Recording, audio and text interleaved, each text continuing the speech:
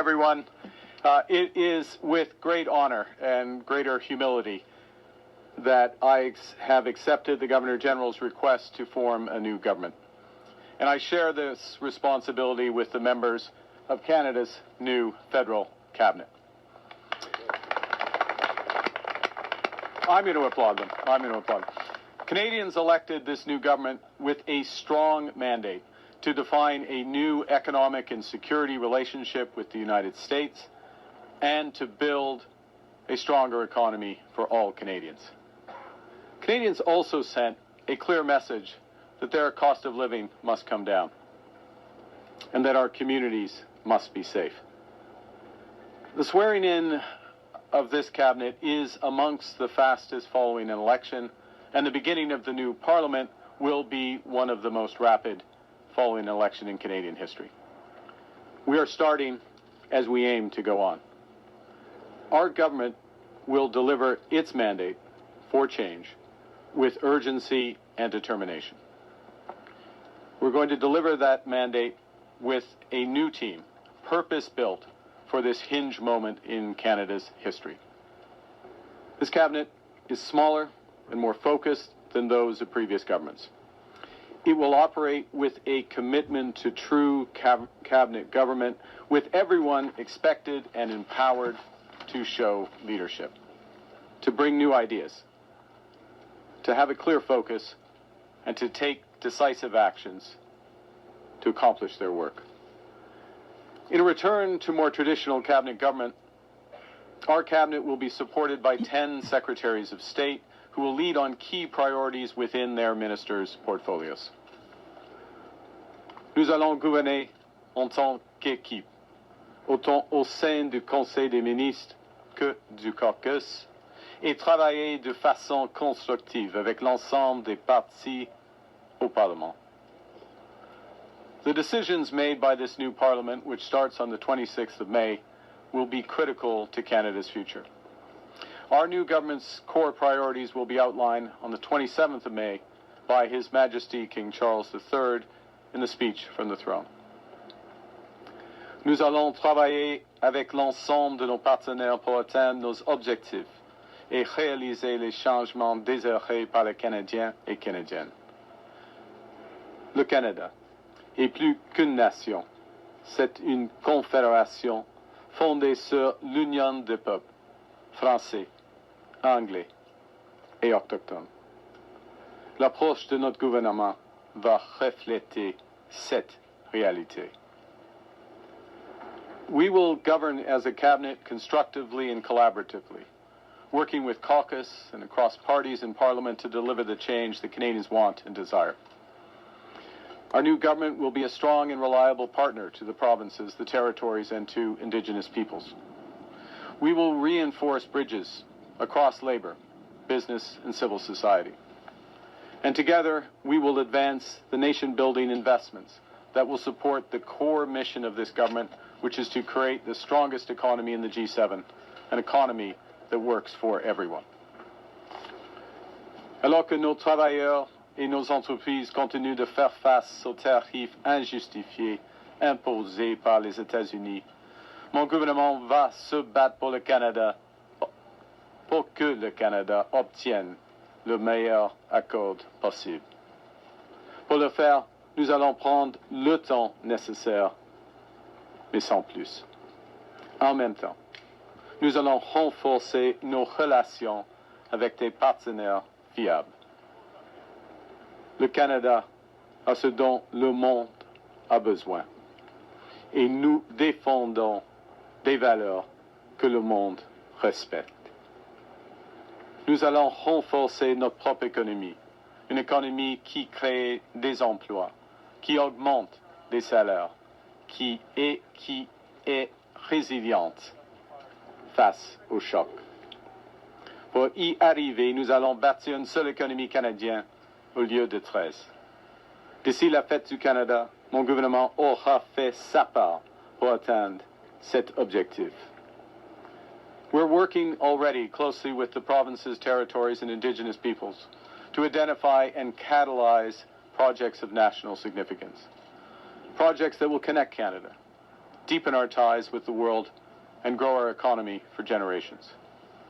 That work will be the primary focus of the first ministers' meeting that's due to take place on the 2nd of June in Saskatoon. My government will also take immediate action, with immediate legislation out of 13.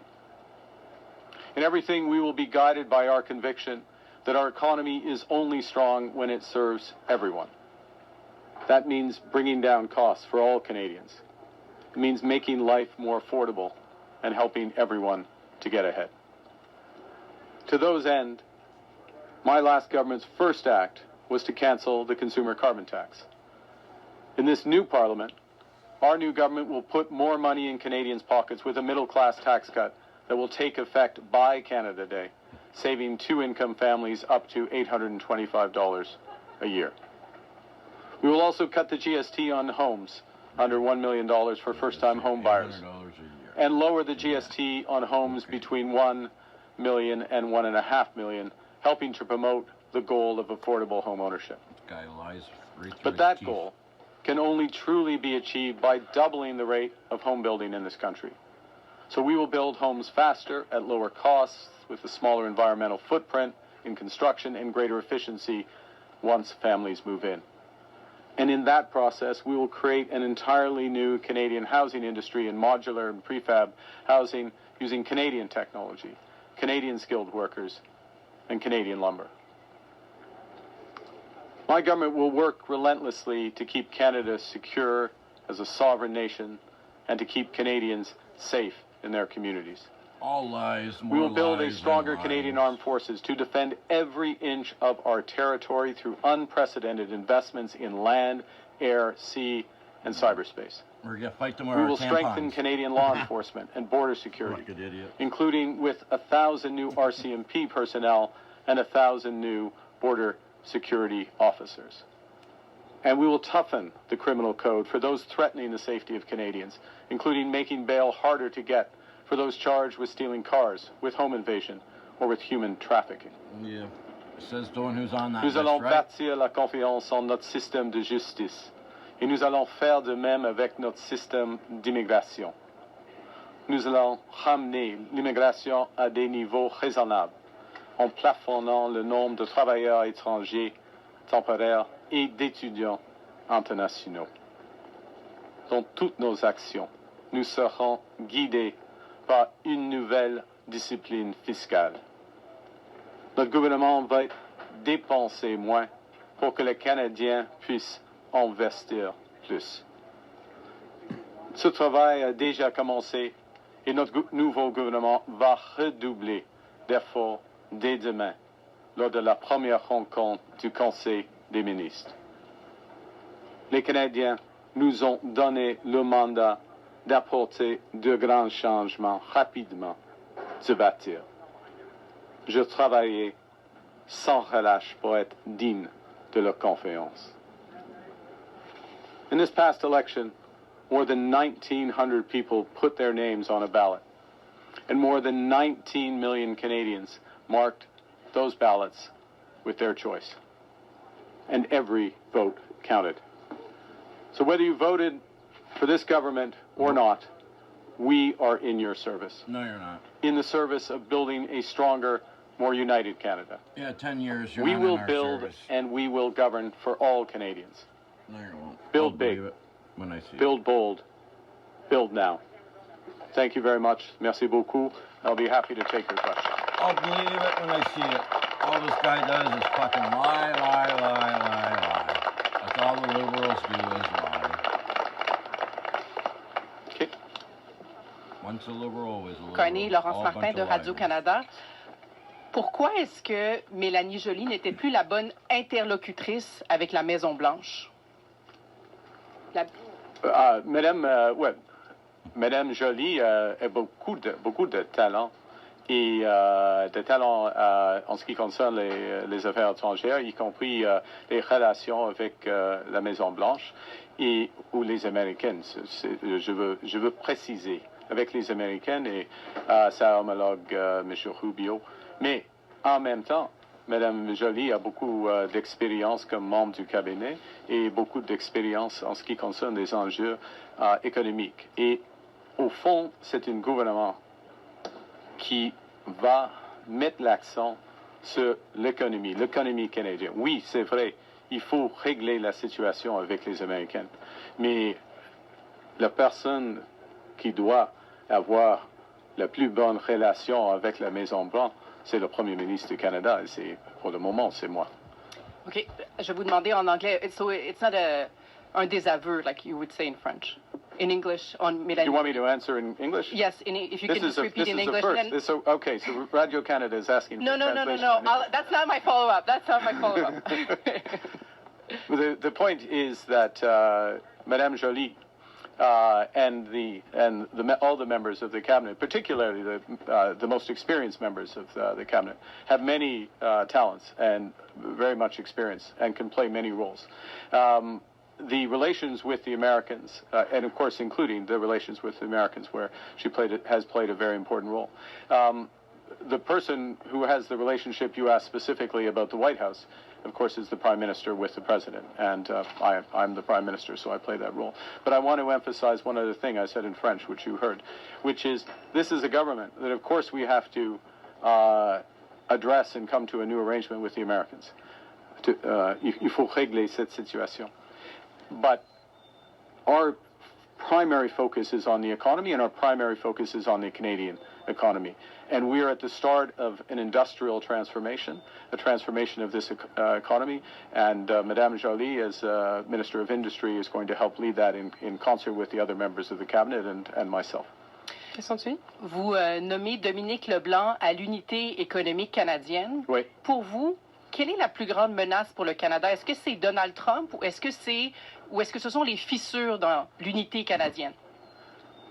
Les failles dans l'unité. Oui, OK. Il fait beau aujourd'hui et chaque défi a une opportunité. Et la plus grande opportunité pour le Canada, c'est d'avoir une économie canadienne au lieu de 13. Alors, d'avoir le job, si je peux dire comme ça, le job de M. Leblanc, de mener ce processus avec les provinces et les territoires, y compris le gouvernement fédéral, d'avoir une économie canadienne. C'est plus large. Le rendement est plus large que la punition américaine possible. Mais qu'est-ce que c'est le plus grand défi? Oui, c'est un défi. Chaque défi est une occasion. Alors, mais l'occasion, chaque défi est une opportunité, et l'opportunité la plus grande est d'avoir une économie canadienne. Good afternoon, Prime Minister. Rachel Aiello, CTV News. You're 2 seats shy of 1, but should Canadians expect you to govern like you have a majority? Thank you for the question.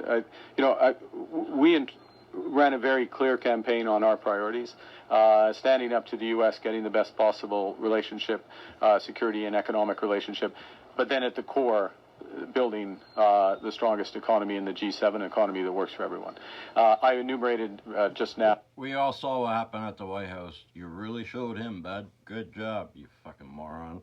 Some of those, what that translates into specific priorities. You'll hear more of those translations in the speech from the throne, but you will be able to guess what they are, having followed the campaign and what Canadians voted for. I'll remind, not you'll know this, but those watching, we received more votes than anyone else in any election. We are in a position where we have cabinet members. With the help by China and these illegal immigrants.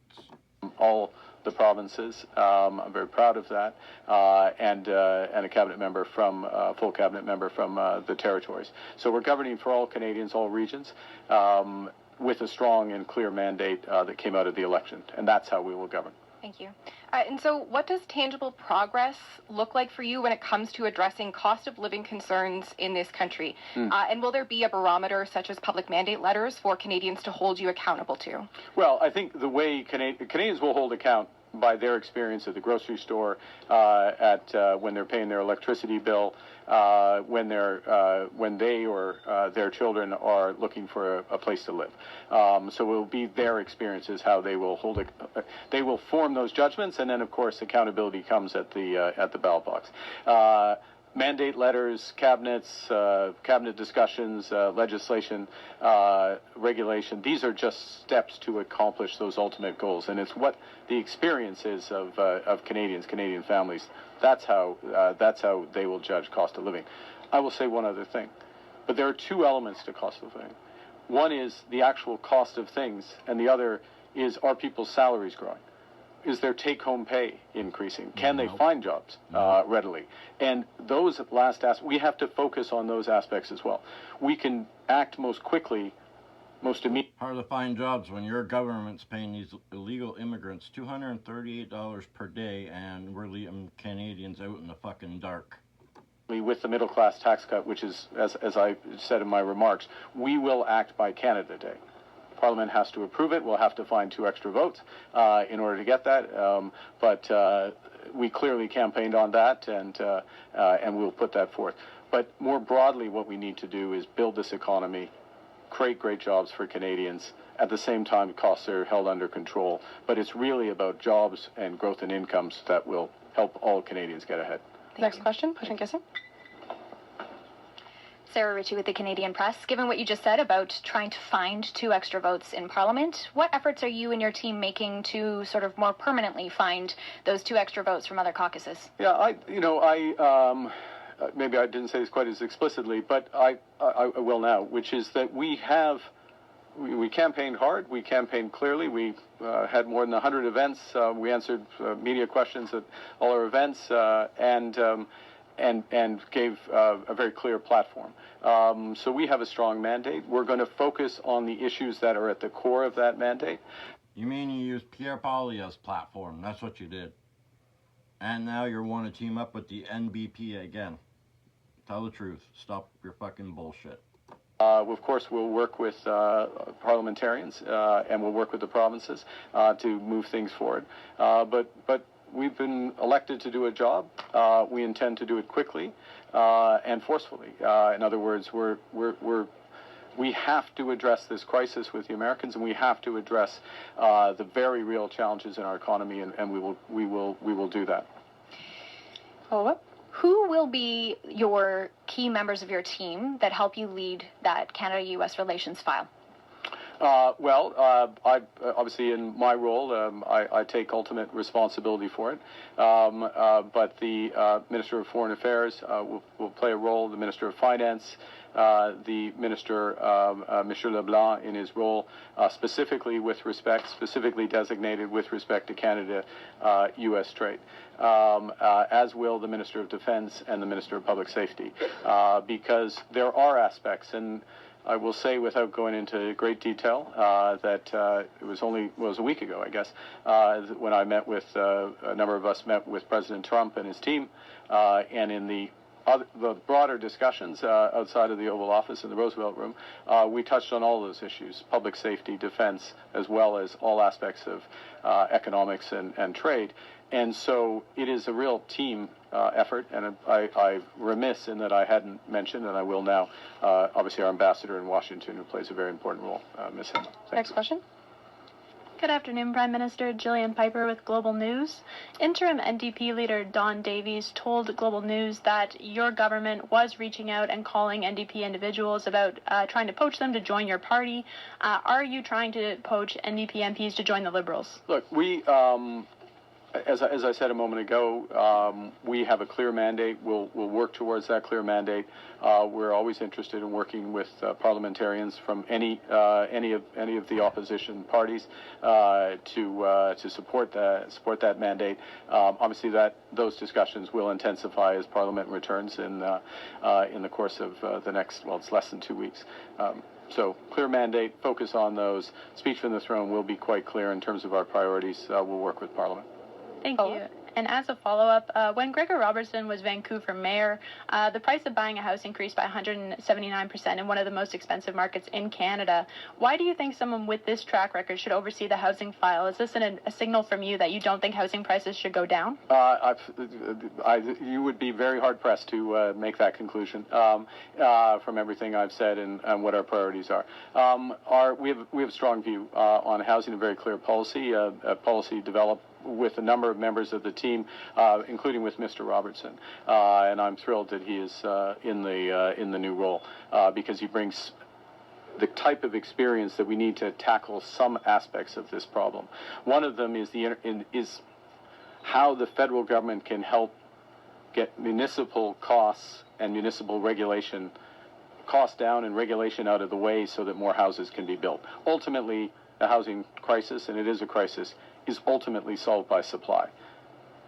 We can do things to help with affordability at the start, which is why we have the GST cut, but ultimately it's a question of supply.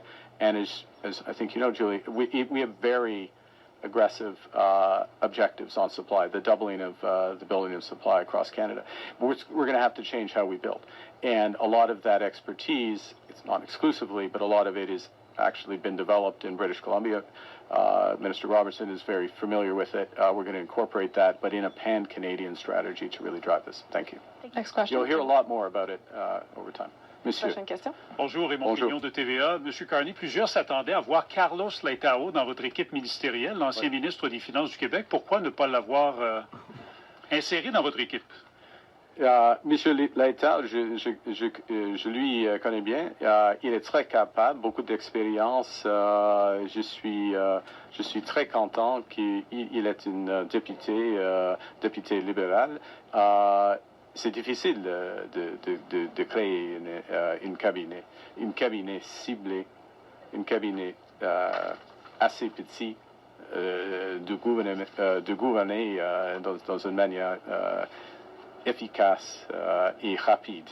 Et alors, il faut faire des choix. Et j'ai fait des choix. M. Leitao, évidemment, il n'est pas un membre du cabinet maintenant, mais il est un membre de l'équipe libérale. Et on va travailler dans une étroite collaboration avec lui. Je voulais également vous entendre au sujet de l'élection dans la circonscription de Terrebonne que votre parti a remportée par une seule voix, selon le dernier décompte. Il y aurait eu des irrégularités, selon toute évidence. Est-ce que vous êtes d'avis que l'élection devrait être reprise? Les gens n'ont pas pu voter par la poste, entre autres. Premièrement, c'est mieux de gagner par une voix et de perdre par une voix. Alors, c'est pas ma première observation. Et il y avait une vérification judiciaire vient de finir. Alors, on a un processus judiciaire. On a eu. C'est pas pour moi de juger un processus formel comme ça. Donc, pas d'élection? C'est réglé?